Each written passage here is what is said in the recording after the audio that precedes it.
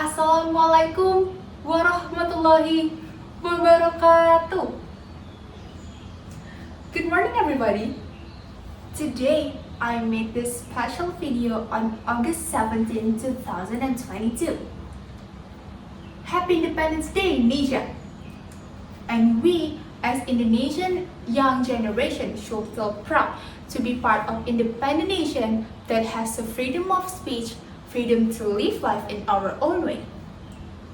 The independence which we have received is the result of dream, fights, and sacrifices of our freedom fighters.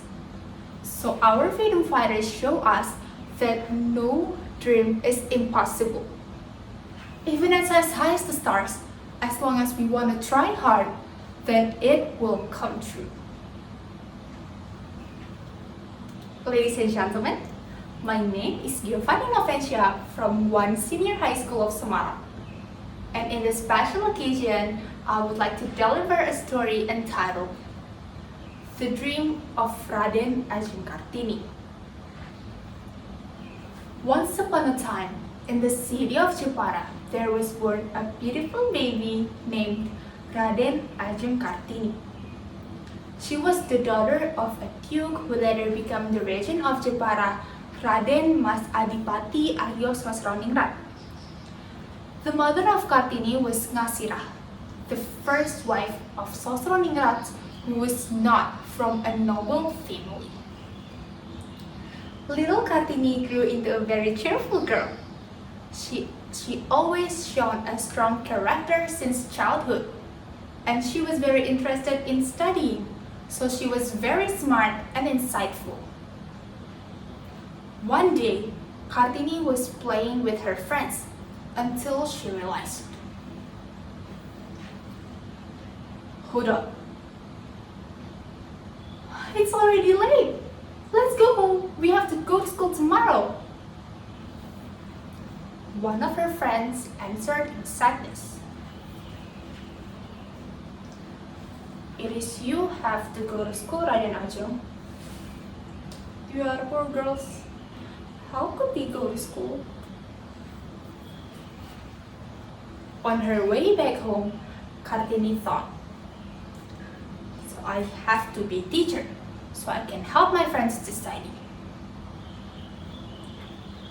After finishing her studies in ELS, Kartini was prohibited from continuing her studies because of the Japanese culture where a girl turns 12 years old, then she must be secluded, in Indonesia known as dipingin. Kartini was not allowed to leave the house, just prepared to marry someone she had never met. Kartini met and begged to her father. Father, please, I really want to go to school. My dear, you're already 12 years old, and it's the time for you to do seclusion. It's already customary. You have to follow the rule. But I'm sorry, Father, but I still want to go to school. I would have missed my teachers, my friends, and I still want to learn, and I still want to play with my sisters. And also, I have to be a teacher.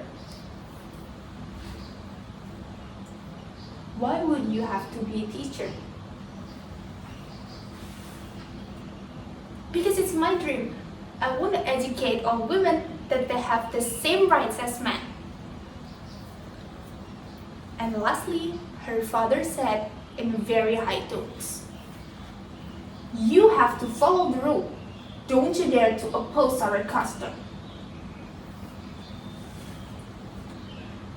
Kartini was very desperate in her seclusion life, until one day her brother wants to speak to her before leaving for the Netherlands. Hey, I have a present for you. What a present. If you can make me not become a Raden Ayu, and that will be the best gift for me. Make peace with the situation. Your body can crush by the ground or burn by the fire, but your mind has no time limit. I have the key. Her brother gave her the key and told her to enter his room. It was the key of his bookcase which would open Kartini's mind and Kartini's world, taking it away from the narrow seclusion of her cage. Kartini was truly free. Her enthusiasm for learning and to break free from the shackles of tradition that held women back at that time was continually driven by her brother's motivation. Kartini kept learning and improved her Dutch language skills, so she became a teacher. And then one day, Kartini married to the region of Jepara.